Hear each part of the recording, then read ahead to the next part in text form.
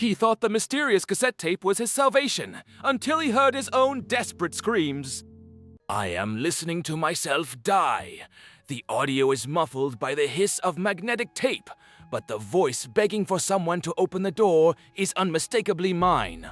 The worst part is knowing this recording is exactly 5 minutes in the future. My name is Elias Vance. A week ago, I was a disgraced investigative journalist, blacklisted after accusing Echelon Chemicals of a massive cover-up. Yesterday, an anonymous whistleblower mailed me an antique dictaphone that played the next 5 minutes of my life in real time. It was a miracle, a lifeline, a way to finally corner Marcus Thorne, Echelon's untouchable CEO, by knowing every lie he was about to tell before he even opened his mouth. I used the machine to navigate Thorne's heavily guarded corporate tower. I knew exactly when the guards would look away, slipping into his private office with a digital recorder in my pocket, the dictaphone whirred in my earpiece, feeding me Thorne's arrogant threats just minutes before he stepped through the heavy oak doors. In the background of the tape, behind Thorne's voice, I heard a rhythmic, metallic clack hiss. I assumed it was just the office air conditioning. Completely unaware of what it truly meant, Thorne walked in and I confronted him with the stolen documents. You'll never prove a thing, Vance. Just as the tape predicted, he laughed. He admitted to the toxic dumping, gloating that I could never prove it, his words perfectly matching the ghostly audio in my ear. I had the recording. I was finally winning.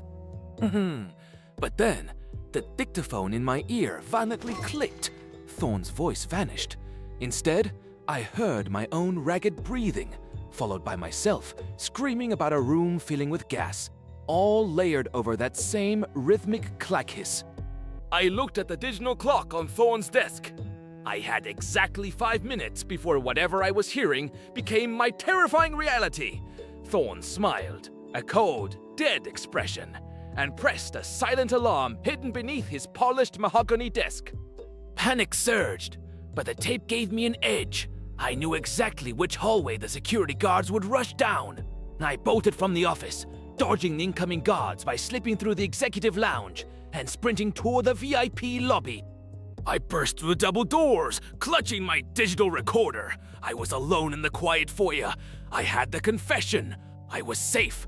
The countdown in my head reached 30 seconds, and I was nowhere near gas or a locked room. I had beaten the prophet. I pressed the call button for the express elevator, watching the brass doors slide open. I stepped inside, letting out a massive sigh of relief as the heavy doors sealed shut. But then, the elevator shuddered. The car froze in place. A vent in the ceiling snapped open, and a rhythmic metallic clack hiss echoed in the small steel box. The ventilation fan. My blood ran completely cold as the horrific truth washed over me. The background noise on the tape hadn't been Thorne's office. It was this elevator. The tape hadn't been a tool to help me catch Thorne. It was the whistleblower's warning of exactly how Thorne was going to kill me. Green vapor began pouring from the ceiling vent. I had 20 seconds left. I fell into the trap, matching the tape perfectly, pounding my fists against the heavy brass doors, screaming for someone to open them. Open the door! Please, help me!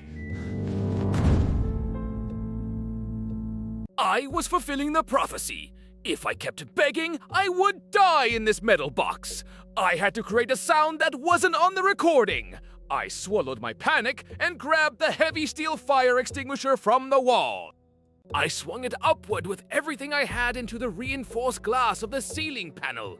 The glass shattered, a deafening crash that the dictaphone had never predicted. I pulled myself through the jagged frame onto the roof of the cab. The deadly gas filled the space below as I climbed the greasy cables in the dark.